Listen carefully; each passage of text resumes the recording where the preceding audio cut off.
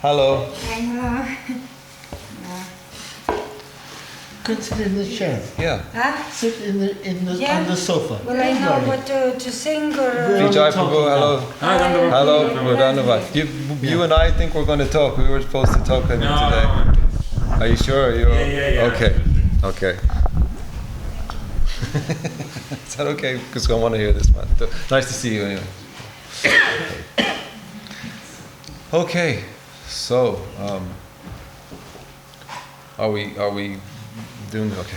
Om Jnanatamrandasya Gananjanashalakaya Chakshurumilitam Jaina Tashmai Shigurave Namaha Anchakalpatrubas Chakripasindhubhyeva Chapatita Napavambayo Vaishnavabhyo Namaha Jai Shri Krishna Chaitanya Prabhu Nityananda Vaita Gurata Shri Guru Vaita Vista Superakang Guru Ganayra Sisa Sambhushyatang Chinta Chinta Samasya Vedana Pranam Shri Rupam Pantanam Govinda Majang Jalam Bharat Namakti Amadang Sundar Vande Vishwagurin Chadaya Bhagavat Gita Shri Srupa Roy Rupa Jiva Bhava Sambaram Varna Dharma Nivashe Sarvalokanisra Shri Sarasvati Priyancha Bhakti Sundar Shayam Shri Dharam Namami Bhakti Rakakchaka Gurun Sindhu Chandra Pravatanti Shakka Jamalilanam Shuradipta Raga Bhakti Gaura Vanashilanam Bindu Chandra Ratna Shama Shakka Lokanantam Shri Dharam Namami Bhakti Rakakchaka Gurun. So, thanks very much everyone for coming.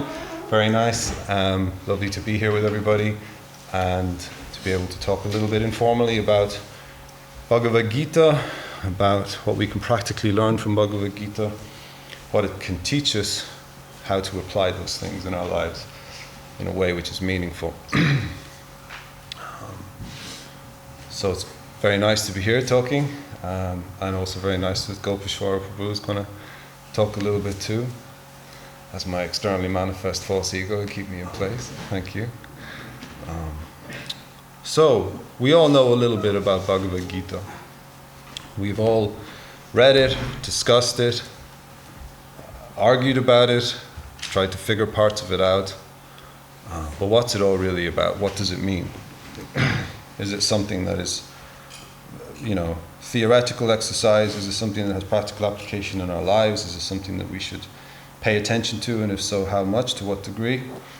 All these are big questions. I guess just to start, the wondrous power of Bhagavad Gita is that it appeals to everybody, even those who don't believe in God. There are things in there that can help people practically in their lives, things that can help people with their mental health, with their day jobs, all sorts of things. And its broad appeal is something that's attracted philosophers, anarchists, social reformers throughout history. So, what can it teach us about our lives? Firstly, we know it involves someone called Krishna, we've all heard of, and someone called Arjuna, in the middle of a fratricidal war. So you may say, why would the Lord teach or provide teachings to his friend in the middle of a fratricidal war? That in itself is a very interesting question. So we know that Arjuna is not in a good way. He's not mentally in a good way. He's doubting what he has to do. His duty as a warrior on the battlefield is in question. He's doubting his motive. He's doubting his raison d'etre, and what he's going to potentially gain from fighting the war. So that sets the scene for the beginning of the Bhagavad Gita. So everything Krishna says to Arjuna is to support him and enlighten him. And actually also everything Krishna says to Arjuna is to support us and enlighten us. So everything that really happens in Bhagavad Gita, I think, really we have to take in context of what it means for us. And in the beginning we may say Krishna is speaking to Arjuna and telling him this, this and this, but actually Krishna is speaking to us and telling us this, this and this. And in a very sweet way. So, I guess just to start the discussion, because I want to keep it like that really is, I don't want to just be talking, is that I think one of the greatest things Bhagavad Gita gives us is a sense of perspective about everything we have to go through in life. It also helps us deal with the inevitable, of which there are many things we can do nothing about, and we have to accept, or fight. But if we fight the inevitable, we'll often end up very unhappy. But if we make peace with the inevitable, there is some chance for also joy, because without peace there can be no joy.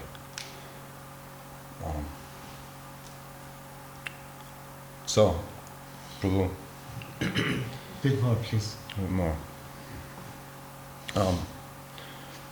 So, Krishna, one of the things that's wonderful about Krishna, he's not really that attached, actually. He gives Arjuna certain advice and then says, do what you like. Actually, at the end of the Bhagavad Gita, and Charani Maharaj touched upon this last night, as soon as he says, Sarva Dharma Parikchajam Mamikam Saranam Vraja, as soon as he mentioned Vraja, Krishna's gone.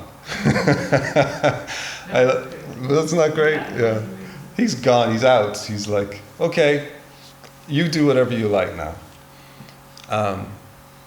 But by that stage, I think Arjuna knew what he had to do, and he did it.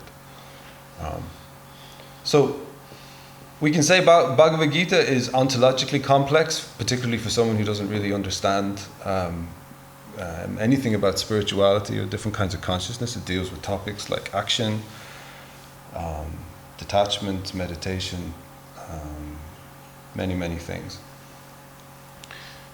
But we have to be able to find something in there that we can practically apply in our lives. And I do. So, what are those things? Okay. I think the first takeaway is to do your duty and not to be attached to the result, which sounds actually quite lofty, but it isn't actually that difficult. We do what we need to do, and we let the result happen independently of our endeavor. And I think that is an eminently practical thing for anyone in their life. And it also is a relief. One of the pressures on, I suppose, secular humanists is the idea that they have to do and be the best of everything. And that also means they have to control everything. And that's a terrible burden for anybody. You know? That's a terrible burden for anybody. It's not good for your mental health. It's not good for your stress levels, anxiety. You have to control everything. How can I do that? How can I do that and still be happy? Impossible. So Krishna says, do your duty, do what you have to do, keep your nose clean, and the result's in my hands. That's not difficult. So we do that in little ways in our lives. We look after our kids, we take care of our relationships, we treat people with respect, we give honor, be a little humble, tolerant, and everything's good. Bhagavad Gita also gives us great hope. It gives us hope that the life that we're in isn't just some random biochemically arranged, not even arranged, random biochemically chaotic accident which dissolves into nothingness. That's actually what many people believe. And that is the beginning of two things, nihilism or hedonism. Nihilism in itself is the belief that everything is nothing and all actions are pointless. Hedonism, we know, is indulgent sense gratification in the extreme. And those two things are the net result of a life without the Lord, ultimately. So, I suppose to frame what the choices are, exploitation, renunciation, or dedication. So Bhagavad Gita plants the seed of that. I think in some ways, really Bhagavad Gita teaches us who we are, who the Lord is, and what our duty is. And later on, the notion of dedicating, which Param Gurudev really, I think, gave to all of us more so than anything, comes to the fore. And that's really the secret of happiness. And actually, I think that even goes beyond Gita. The idea that we dedicate ourselves to the Lord and do everything for the Lord. But that's certainly the beginning. So Gurudev used to say we should read Bhagavad Gita every day. I do not myself, but I read it a lot. And, you know, everything is there to have a good life. Prabhu, please. No, you're doing very good. Keep going. Very nice, yeah. Okay. Well, any questions, I guess? Different, in a different Yeah, angle. Like, very nice. That's it. Just Thank you. a slide that you were mentioning in the beginning, but this is like really what I'm I'm usually highlighted when I speak with like where everyone, anyone like, because at the end of the Gita when the Krishna says, now you have all this knowledge and you can decide what you have to do. But like the thing is like if you don't have like something to where you can like actually measure, like if you don't have this knowledge, so how you can make decisions, like whatever. But when you have like this, now you can do as you want, like So now you really can make the choice, like before you couldn't even make the choice. You didn't have nothing to compare with, like you didn't know what will be the outcome. Now you have like this, you might believe or not. It's up to you, like. But this is the best point, like there is not like you. It says like. It's not like you have to follow blah blah blah blah follow. No, here it is. Now you hear it. Now you decide you want to follow or not. Like, but at least you know what will be the consequences. Yeah, right. So this is, I think so. This is the best like kind of point in the Bhagavad Gita when you speak with the people who's not familiar with the Gita at all. That's the, like this is what I'm kind of bringing. Even if I speak a little bit, and then I bring it down to in the chapter to that point, like, and I show you see like. Now you can like, and this is like the moment when like kind of for many people it's like an amazing moment. I can decide myself. It's like amazing. Right. It's not like I have to do it. I can decide do I have to, and that's kind of drag them in like into more. But that's interesting. Yeah, I think a lot of people in life don't feel they have a choice. They feel their lives are going on a track, whether their job or their marriage or whatever it is, and they're just in that now. Wheel, yeah, and they're on the wheel, and then sun rising, sun setting, the mundanity and horror of everyday life for most people, ticking on and going over and getting older and older. So that choice, so all of that as well, I guess, to tie it back to the initial comment, is about the inevitable. We can say some of those things are inevitable, but we can choose to view them in a particular way. So what Bhagavad Gita does is that when we see those things as our duty and we're unattached to the result of those things, then there is a joy in that, a happiness and a detachment in that, and a relief in that. Couple that with Atmagyan, so we have knowledge of the eternality of the soul, and also the indications of the joyous nature of the soul, then we have reason to be cheerful. 1, 2, 3. and then there's another thing when I'm bringing this point up, like that now you have a choice. Then like I bring in then about whoever I speak to the 9th chapter where I say, you see, the Lord doesn't need nothing. The flowers, the water. So I mean, like, from the point that you have a choice to the point that actually He doesn't need nothing. Right. Like so like these two things you have like free will, like you can choose like. And He's not demanding nothing. Right. And this kind of like automatically, one way or another, like brings to the people, okay, now I'm interested to find out more. Like first of all, nobody don't push me for something, nobody demanding nothing, and I have a choice, So how beautiful that is, the idea that the Lord is independent. This brings in the Hegelian ideal, and what Guru Maharaj was such a fan of Hegel, is that he had this idea that reality is for itself and by itself. Guru Maharaj used to say, Hegel was a very good man, but he could not accommodate Leela. So meaning that we have a notion of the Lord or God as a kind of an energy, but not as a playful, joyous person. Never mind a child who's a musician also, things like this. So that idea that the Lord is a playful, joyous person is so beautiful. It's so wondrous, and there is nowhere else where these things are articulated within theological systems, never mind philosophical systems. All philosophy becomes stale, dull, in the face of these things. Really, it does, And that's what we were talking about perspective earlier. I think that's really what Bhagavad Gita does, is it shows Krishna in the middle of this horrendous battlefield where millions are going to die. They're going to die. And then the Lord is showing how that He is the source of reality. The reality is beautiful and transcendent. And then Arjuna has a change of heart and a change of perspective. And then we have a change of heart and a change of perspective by reading and associating with the Lord through His words. We, in our heart, can develop that change of perspective. So then that feeling that the Lord is playful, and actually that spirit of play is what is bending the whims and the will of reality, right? So it's not that like the world was created, random explosion, chemicals bounced together, crawled out of some sludge, and then in a billion years, we've got Goethe, Jimi Hendrix, and Mozart, right? So, come on, I mean, really, it's utterly absurd.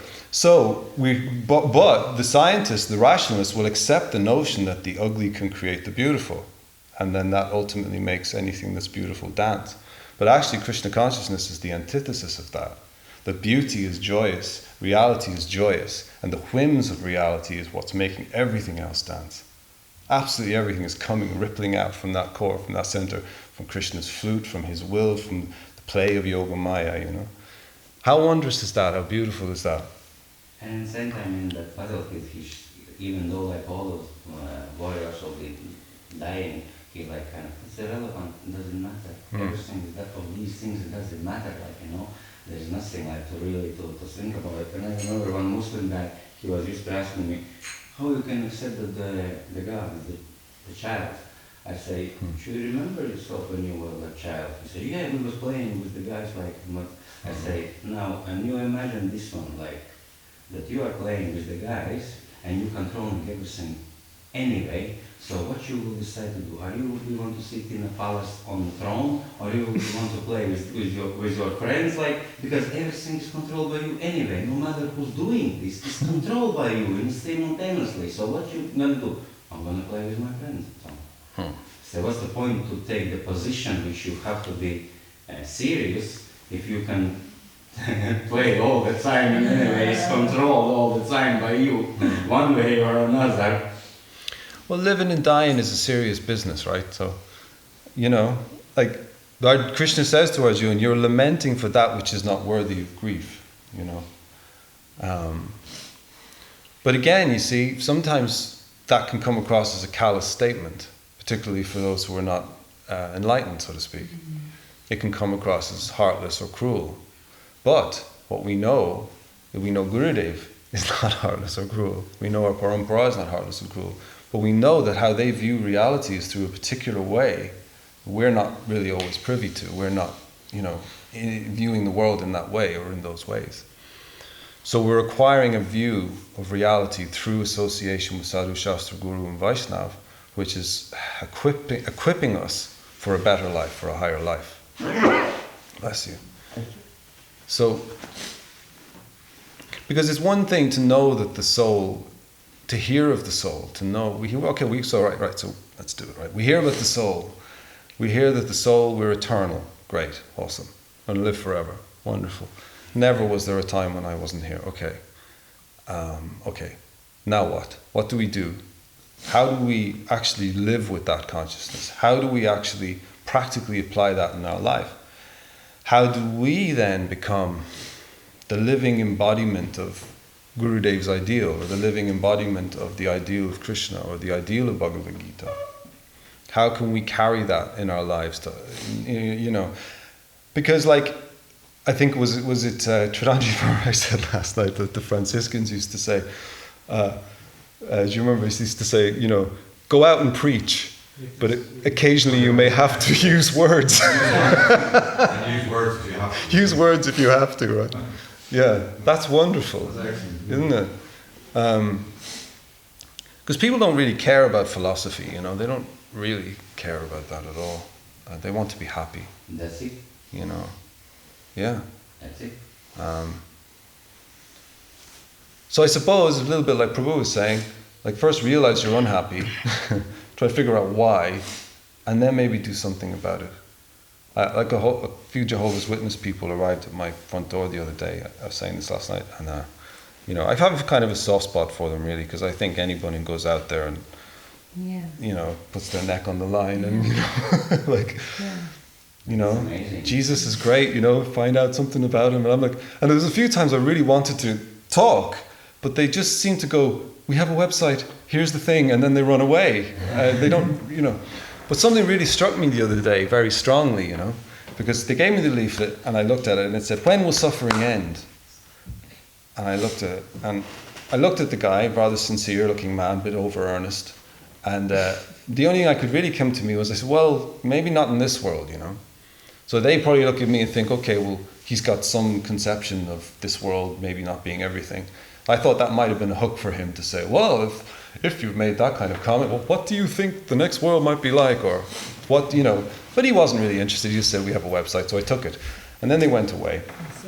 And then afterwards, it really struck me. I was like, it's the wrong question. It came very strong. That is the wrong question. It's not when will suffering end. That's not the important question. The important question is, why am I suffering in the first place, right? Who am I? Why am I suffering? Those two questions are far more important. Maharaj, Jai Maharaj. And if it was Rupa Goswami, Jiva Goswami who said that, Kayami, so on, you know, who am I? Why am I suffering in this world? So, to have some realization of the fact that you are suffering, first of all, because we're actually being brainwashed, we're being conditioned to be told that we're not. We're being conditioned all the time that this is great, everything's awesome, you know. My boy's going around singing everything's awesome. Actually, the Lego 2 thing is funny because they do everything's not awesome. Living under the weight of expectation and all this kind of stuff, which is kind of funny.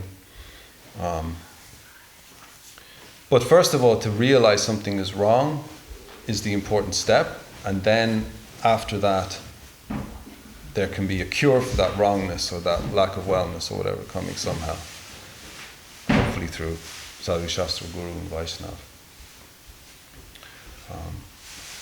So, what have we learned? A sense of perspective about the world. How to adjust to our environment. How to have... and it's so interesting sometimes the things that can capture people's mind, because Guru Maharaj used to say we must have adjust ourselves or have harmonious dealings with nature. Hare Krishna, Prabhu, Hare Krishna, Hare Krishna. We must harmonious dealings with nature. I remember I said that to my sister once, and it just captured her mind. She just thought that was wonderful. Proper adjustment with the environment and harmonious dealings with nature. How wonderful even that as an ideal is. Okay, I feel like I'm whittering away, but life is a battlefield, actually. We are all suffering under Kama, Krodha, and Lobh. All of us, all the time, actually. Conditioned in ways that we can't believe. We don't even know we're conditioned. We don't even realize how we're conditioned by our mind, which is not us, our body, which is not us, our intelligence, which is not us. So what is us? Who are we? What are we? The observer, the unmovable. What was that, Maharaj? The unmovable, the eternal unmovable. Is it Aristotle or Socrates who used to say that? The unmoved mover? The unmoved mover, yeah. That was a reference to the soul, right? Maybe. I mean, there's a cosmological argument for God called the unmoved mover. I'm not sure if that's what you're thinking. I think it was Aristotle's idea. Okay, yeah. I think I was referring to the self, the potential for the self to be a little like that on our journey, you know. To be able to observe what's going on around us in a little bit of a detached way. Okay. Prabhu, is there anything you want to? No. Go ahead, you're doing good. Keep going. Keep going. Yeah. I had a few things written down, but I don't want to do that. Any other comments or questions or anything? Gee, do you want to say anything? No. Okay. Well, I guess we've every reason to be optimistic, you know. Sometimes I'm cautiously optimistic, and I think that's good enough for me. I used to say I'm happy with happy, you see. You come to Krishna consciousness because you're suffering, you're screwed in the head, you're broke, whatever it is. And so, you know, and then you kind of realize, like, if I can just get out of this stuff I'm in, I'll be okay, things will be okay. And then, no. Krishna kind of cheats you, you know, because there's more. He says, actually, that's not enough. You're okay now, but no, there's more. Move, keep moving, keep moving, keep moving. And that's been my experience. And years ago, like, you know, living with this man and many things back in the day, many godbrothers who've gone and people who've left, things changing, we're all getting older, but we used to look at like Krishna playing with the cowherd boys and thinking, oh, that will be me. Wouldn't that be so nice? Krishna, would you like a samosa? Yes, please, thank you. And like this. And then we're told that those who actually have a connection with reality crave for an atomic presence in the higher world. I never got the worm and stool thing, to be honest with you. I just never really got that. But I maybe had an aspiration once to be a bird, a very small bird, singing for the Lord somewhere in some corner. My grandmother used to say that, our Lord's house has many mansions. He's got a little cottage for you somewhere over, somewhere out there in a green field, which I thought was very nice. But we've reason to be optimistic. We've reasons to be hopeful. The Lord is kind, I think, more than anything we can say that. To have some knowledge or appreciation of the Lord's kindness and love towards us all is our best good fortune. And the living embodiment of that kindness is Gurudev. The living embodiment of that kindness is our Guru Parampara.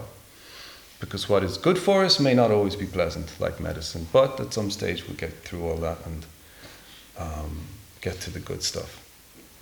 So, in the midst of all of this, even trial and tribulation can be joyous. In the midst of war, we can be detached. In the midst of suffering, we can feel peace. And in the midst of joy, we can remain steadfast and fixed to the lotus feet of Guru and Gauranga. So, let's have a kirtan or something. So, Jai. Hare Krishna. Okay. Jai Gurudev. Jai Gurudev. Thank you, Guru. Jai. Jai, thank you all very so much. much. Thank you. Thank you. Beautiful. I'll leave it out now. Do you have a favorite shloka Favorite in shloka? Gita? Yes, I have a couple. What is it? Well, the one, Vijavanai Samapane Brahmana Ashtagavani Shuni Chasvapakacha Pandita Samadarshinaha. That's one.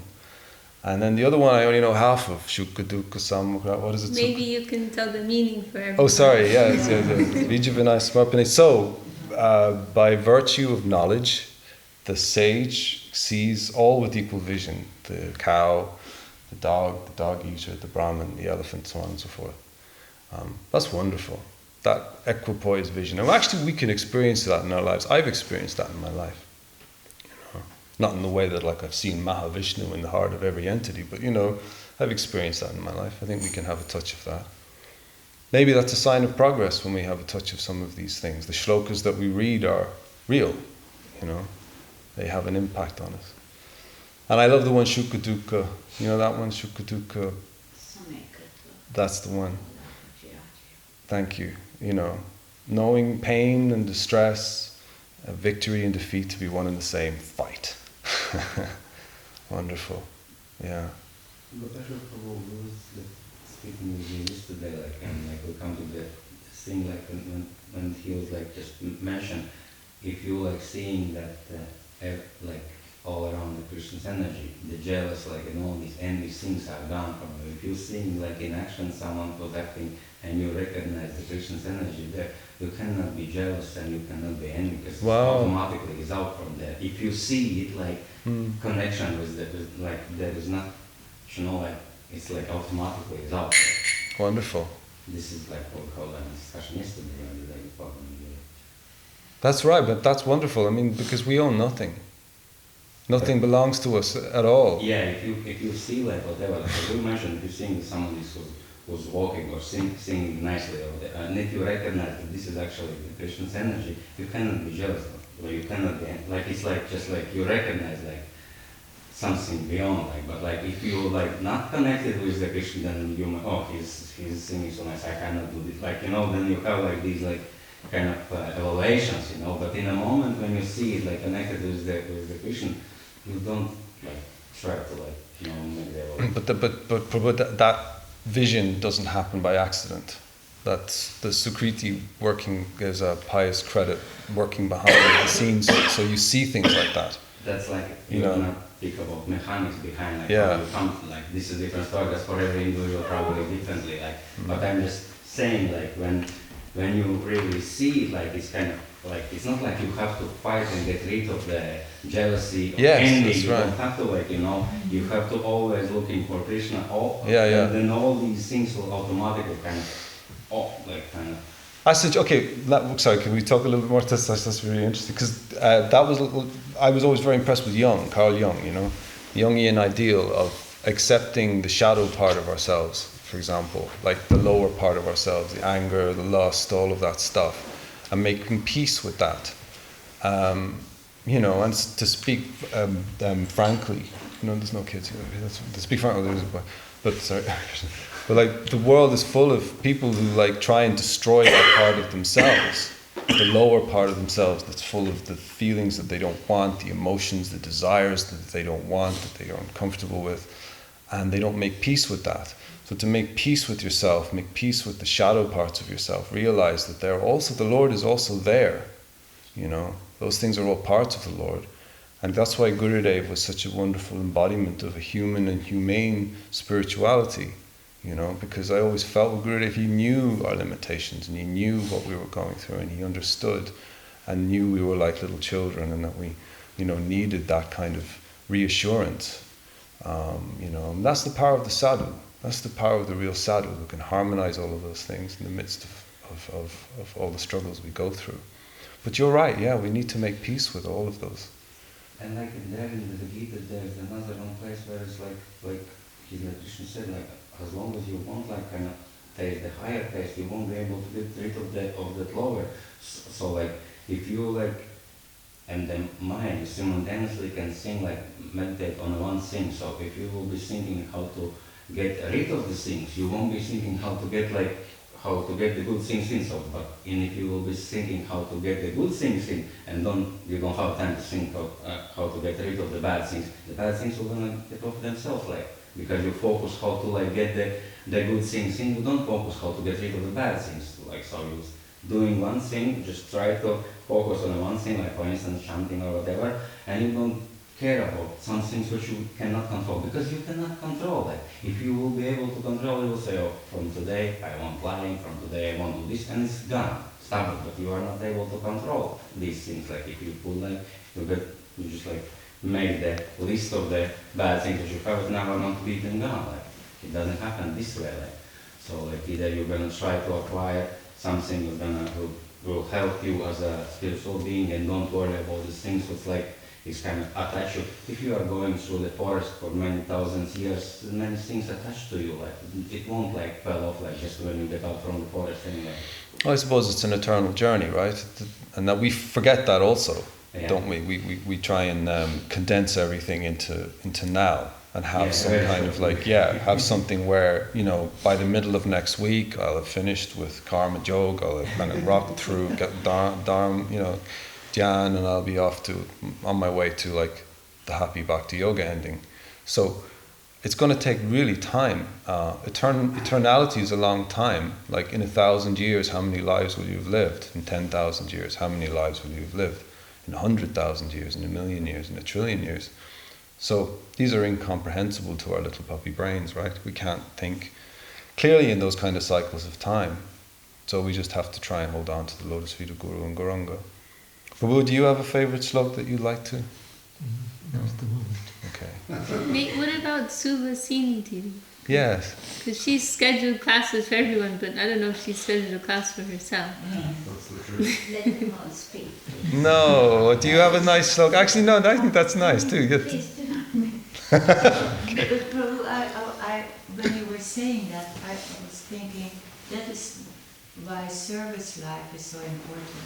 Service life and chanting the holy name, because that are the gifts that we have gotten from Gurudev that can mitigate this. Yeah. Because what you were speaking about, the mind, we were singing this morning, we came into this world with a wicked mind, and Mahaprabhu came to rescue us. So only by service life, by being engaged in service, because Maharaj was mentioning that yesterday also, the mind always wants to create something, the mind always wants to initiate something, and to get rid of that, to make that completely calm and actually empty. That is what service life does, that burns all these tendencies what we have accumulated. Yeah. And then the holy name, the chanting the holy name, getting that accumulated, falsity and dust on the mind and in the heart and not. That is miraculous. It is actually very, very inconceivable and ununderstanding that by these, by sacrifice, we by giving ourselves, we can get rid of all these things. What you were speaking about, Right. what is so hard to get rid of and impossible actually, but by this connection and by our engagement and giving up our selfishness and our whole constitution as it is in a material plane, that we can go into another dimension, live in another dimension there. And that's like the gift that Gurudev has given to us. Mahaprabhu came, and that is the only way actually. Beautiful, Didi. So our imperfection makes room for grace. Yes. As well. Yes, So, exactly. and that's something that's important actually. It's not just through our own endeavors that we achieve something. Actually, there's a kind of an ego that comes along with that thinking as well, that I am the one who's doing, and ahankar, I do, and in a spiritual way, that's also actually there. But as Maharaj was saying yesterday, I thought it was brilliant, and it's also sobering too, actually, lest we get too carried away or comfortable, that actually we've a long way to go. We've a long way to go, because what we are in some ways trying to attain is normal. It's normal. And we are not in a normal position. We are not in a sober position, in a normal position of cleanliness, even cleanliness, piety, honesty, those good qualities we aspire to, right? So in the higher realm, they're just there by default, they're just there. Everyone is honest, everyone is good, everyone has everyone's good interest in heart. It's like Willy Wonka meets Santi or something, it's like there, right? But we have to get there, and that is sobering. So we're works in progress. Through Gurudev's grace, we'll go on, keep reading Bhagavat Gita, but also keep serving each other, looking out for each other, helping each other, supporting each other, because we're all in it together, really, for the long haul. All right, Jai Gurudev. Jai Thank you all. Hare Krishna. Jai. Jai for you. Okay.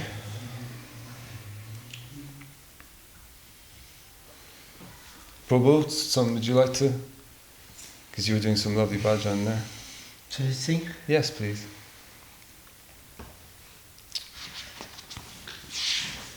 Hare Krishna.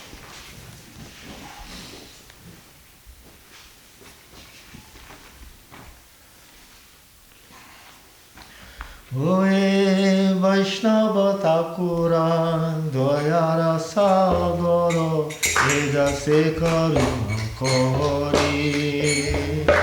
Oe Vaishnava Thakura Dayara Sagoro Edase Karuna Kori. Jia Pada Choyan Shodae Amaya Tomara Charana Dori.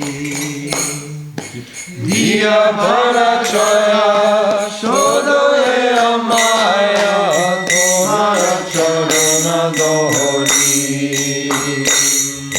Chaya Begodami Chaya Dosha Shodi Chaya Guna